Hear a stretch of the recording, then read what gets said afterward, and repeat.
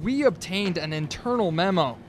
The memo cites specific cases, including an incident where Ramirez was accused of allowing an intoxicated female to drive away with her kids in the car. Financially, these guns have been out of reach for Weslaco police. A recent increase in property seizures are paying for the artillery. Necesitamos tratar de apagar ese fuego.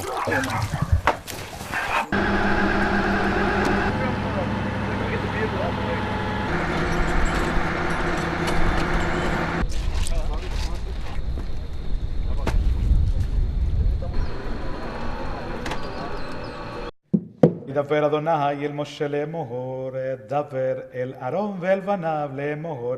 Rabbi Claudio Kogan is one of only 2 rabbis in the Rio Grande Valley. Now, if you are going to use a fire extinguisher to put out flames, you're going to want to remember this acronym, PASS. It's basic instructions on how to use the extinguisher. Pull the pin, aim at the fire, squeeze, and then sweep at the flames. Flames were just going up high. Okay, and Mommy's going to be here for Mother's Day and to watch her every day, okay? Don't cry no more. Even Maria Alvarez's youngest of 4 children knows how lucky she is to still have her mother. This is what was left of her van after a semi-truck slammed her against the median on Highway 281 as she was heading home from work yesterday evening. At first, it seemed like a pleasant drive home. It wasn't as congested with vehicles, so I was kind of like, yay, I'm gonna get home early. Well, Oscar Letta, you can probably see the red flashing lights behind me right now. We can see patrol units surrounding the perimeter at all 4 corners. Well, guys, we're actually granted some really close access right behind me here. Fire investigators are focusing their investigation on this area right here. It's the carport of this. This is actually a quadplex apartment here. They're focusing their investigation on the carport and the vehicle there. That vehicle, it belongs to one of the tenants here, a mother of 3. In fact, the commissioner says there are so many areas in his precinct that are underwater right now that he considers this a state of emergency. That's right, stores here at the McGowan Pavilion just closing up their doors here, but it was a much different story just a few hours ago. This entire parking lot full of law enforcement out here. 6 people led police on a chase from Sullivan City here to the McGowan Pavilion. Now, those 6 people got out of their car, split up. 3 of them headed into this Michael's store over here. The other 3 ran over into this Burlington coat factory. Let's go to some video here.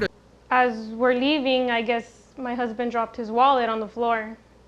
Well, we didn't notice it or we didn't hear it, so we just came back home. So the cities did a lot of testing. For instance, McAllen spent about $30,000 extra in testing to make sure our water was okay. Andrew Puente down the field to Rolando Ramos with a great over-the-shoulder grab. This time, Elizondo threads the needle. Edward Rubio gets it in there.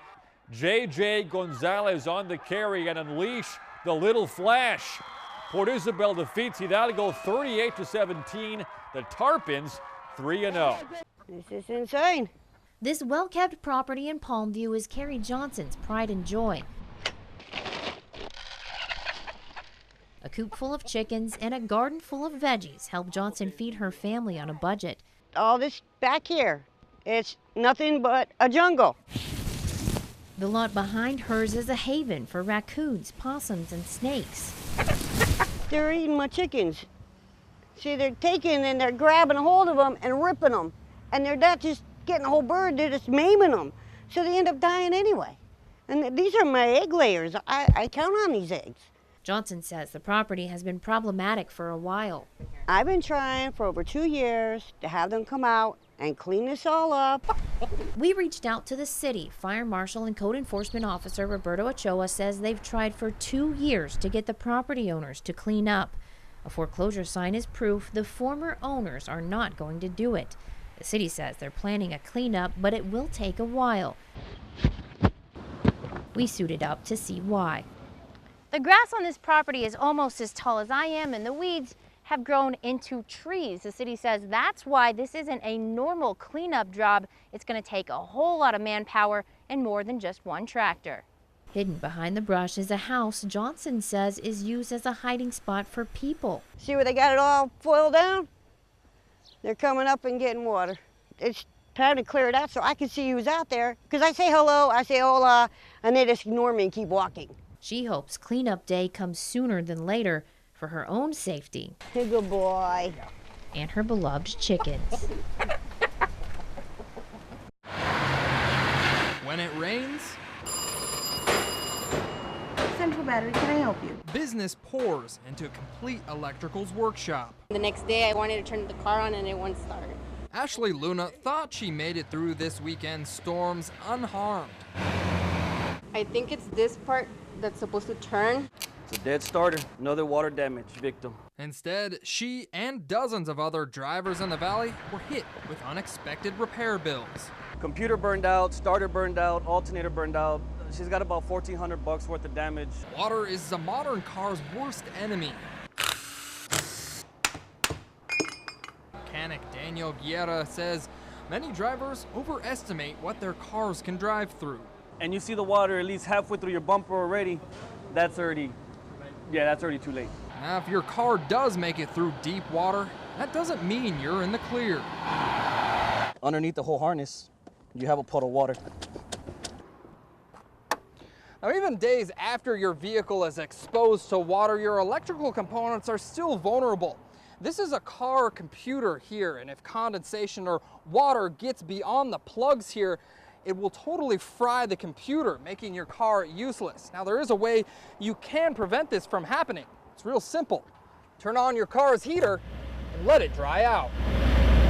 Keep it hot, leave the doors open, turn the heater on if you want to, let everything dry up. That's some advice that may have helped Luna 2 days ago. It is pretty difficult because it is actually my only car I have. So until things dry up, she'll be hitching a ride with her mom.